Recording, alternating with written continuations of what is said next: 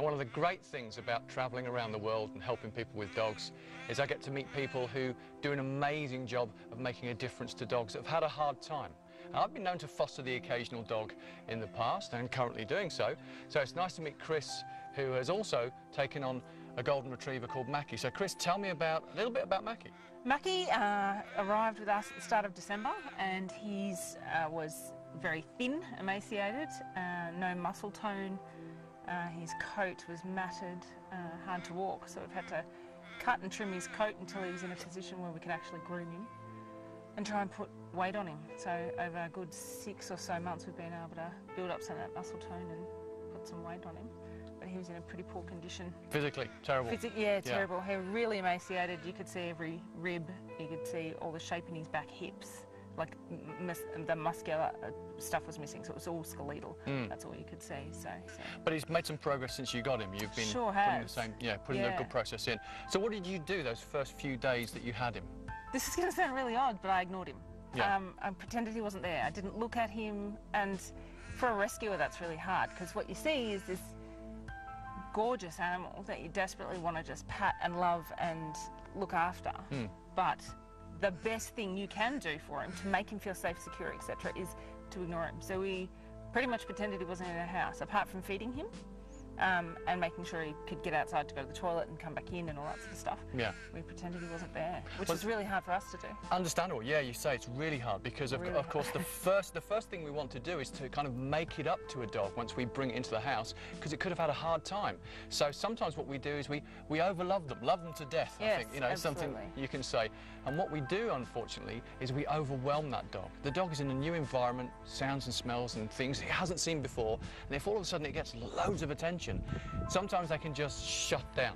So a good thing, which is what Chris and her family did, was they basically gave Mackie time and space just to get used to this new environment and also new pack members, because Mackie was basically going, who the heck are you?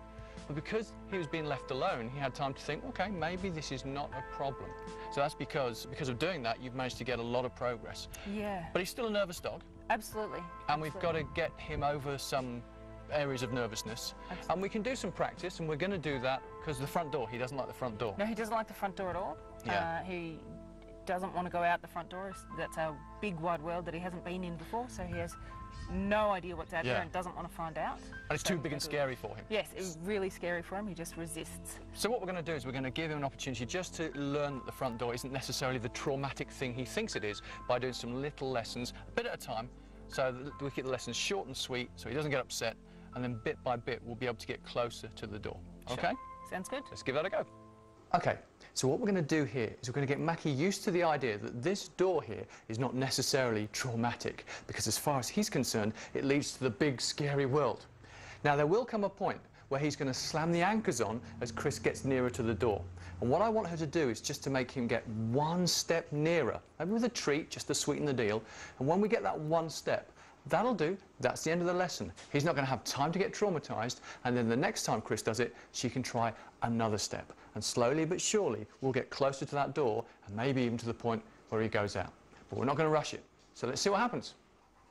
And when you get near the door, that's it. That's where you call him to and get a few more steps. Good boy. I want him to come. He needs to come to you as well.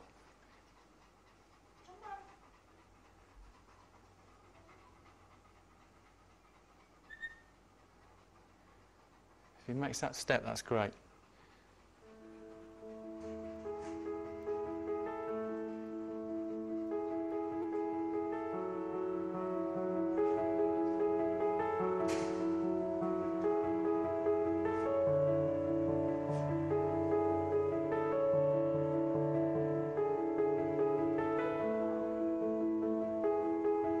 Fantastic. Now come back in.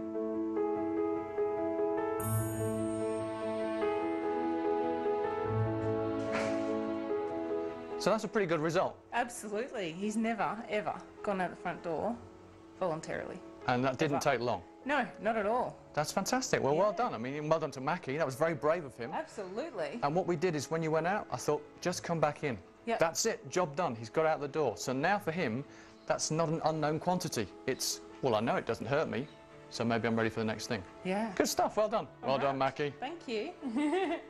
Oh, that was incredible. He's never gone out the front door like that. He's always put his feet down and just absolutely resisted.